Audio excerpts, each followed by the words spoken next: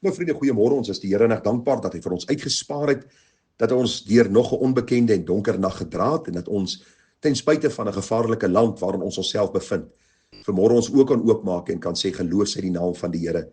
Dag na dag draai ons. Ons eer die Here dat hy ons seën met al die geestelike seëning in Christus. Hy versorg ons op tydelike gebied en ons kan net sê loof die Here o my siel en alles wat binne my is, loof sy heilige naam. Nou vriende, ons kom vanmôre by een van die belangrike sake uit, 'n ding wat ons met mekaar moet bespreek, want u sien ons is besig met die reeks Bybelse berading vir blywende verandering en vanmôre gaan ons praat oor een van die grootste struikelblokke tot verandering en dit is ons verkeerde denke. Nou, u sal onthou vriende, ons het vir so 2 dae gepraat oor die gedagte, watter tipe sondes is daar, waarmee ons moet deel. U sal onthou ons het gepraat oor die daadsonde, die nalaatsonde, die sonde van die verstand of verbeelding, sonde teen my gewete, die sonde van onkunde, die aktiewe en passiewe rebellie, om sonde te initieer en sondige reaksies wanneer dinge aan my gedoen word. Maar vanmôre moet ons seker die grootste saak met u bespreek en eintlik hierdie saak aanspreek, want dis van binne uit die hart van die mens dat die bose dinge kom.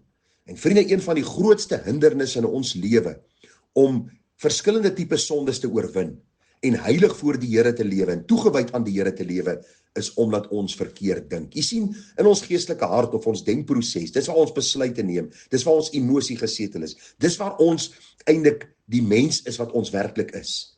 Jy sien, as hierdie oorwinning nie plaasvind nie, dan gaan ons lewe buitekant definitief nie tot verheerliking van God gelewe word nie. Jy sien, ons denke moet eers verander voordat ons gedrag sal verander. Nou baie mense sê vir jou, man, luister, jy moet net bietjie meer positief wees. Dink so bietjie meer positiewe dinge in. Baie van hierdie 5 teachers, hierdie ouens wat oor TBN en daai kanale preek en verskillendes van hulle sal vir jou sê, luister, jy moet positiewe dinge spreek oor jou lewe. Spreek positiewe dinge oor jou omstandighede. Bedink positiewe dinge en nooit kry jy so opdrag in die Bybel nie. Nooit nie. Die Bybel sê vir ons nie ons moet positiewe dinge bedink nie, maar Bybelse gedagtes. Die Here sê in Kolossense 3 vir ons baie duidelik, as jy saam met Christus gewek is, bedink die dinge daarbo, soek die dinge daarbo.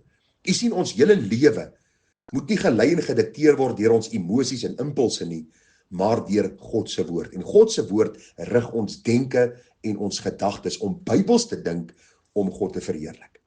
Nou vriende, daar is 'n paar dinge in my gedagtes wat my oorwinning oor sonde kan belemmer.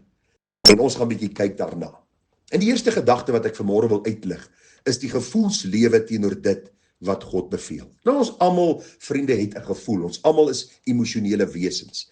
As ons hartseer is, huil ons. As ons kwaad is, dan wil ons sekere reaksies toon. As daar mense is wat teenoor ons opgetree het ons so halwe depressie wat oor ons kom. Ons samelewing, vriende, is gevoelsgedrewe. Jy kan maar luister en lees, dit gaan nie meer oor reg en verkeerd nie, maar oor hoe laat dit my voel. Daarom is die LGBTQ beweging een van die bewegings wat geweldig veld wen, want mense sê vir mekaar, maar as hierdie een so voel, laat hom dan volgens sy gevoelens optree. As hy dan voel die Here het hom so geskape, ag, hoe wees ek om te oordeel? En dit gaan nie meer oor dis wat God sê, dis wat sy woord sê nie, maar gaan oor ons emosies. En solank hy goed voel oor wat hy doen en solank hy gelukkig is of sy gelukkig is ons almal tevrede. Vriende, ons beleef 'n tyd waar mense se gevoel en emosies hulle beheer. As hulle miskien geïrriteerd raak of kwaad raak, is hulle onbeheerst en hulle skree en hulle skel. Ons sien die pad woede, ons sien in huise hoe mans vrouens anderhand en vice versa, hoe kinders ouers anderhand en hoe dit by die skole gaan. Almal is so ingestel op hulle gevoel en emosie, dat hulle nie meer rasioneel wil dink nie. Want as ek so voel, wil ek so optree, en as dit my goed laat voel, wil ek dit doen, en as ek nie goed voel daaroor nie, en dit is kom baie van die sogenaamde sielkundiges of beraders vir ons leer, as jy goed voel daaroor, doen dit. Het is baie interessant, vriende, dat dis nie noodwendig hoe almal voel daaroor nie. So ons kan nie volgens ons emosies optree nie. As kind van God sal ons nooit geestelik oorwinnend wees as ons op gevoel gaan nie. Ag, ek doen dikwels berading en dan sit die paartjies voor my, dan sê die een vir die ander een, ek voel dat jy nou nie reg met my gepraat het en ek voel dat jy nie meer so lief is vir my soos ek dink jy is nie, en ek voel dat jy nie meer reg teenoor my optree soos jy miskien 'n jaar. Vriende, gevoel het eintlik niks daarmee te doen nie. Ja, mense se optredes teenoor my kan my sleg laat voel en dit kan my emosie raak, maar dit is nie bepalend nie. Dis waaroor dit gaan. So gevoelslewe teenoor dit wat God beveel, is goed dat aan my gedagte bedink word en hier plaasvind, en as ek nie, vriende, as ek dit nie gaan Bybels beoordeel, en Bybels gaan sien nie, gaan my gedrag nooit verander nie. Daarom moet ek Bybels dink oor die dinge. Die tweede gedagte is die slagoffermentaliteit. Dikwels in mense se gedagtes sien hulle self as hierdie slagoffers van hulle omstandighede. Hulle het hierdie sannie jammer gevoel gesindheid van, ag weet jy, almal is teen my en my omstandighede is nooit goed nie, en weet jy wat, ek is eintlik nie verantwoordelik vir dit wat ek gedoen het nie.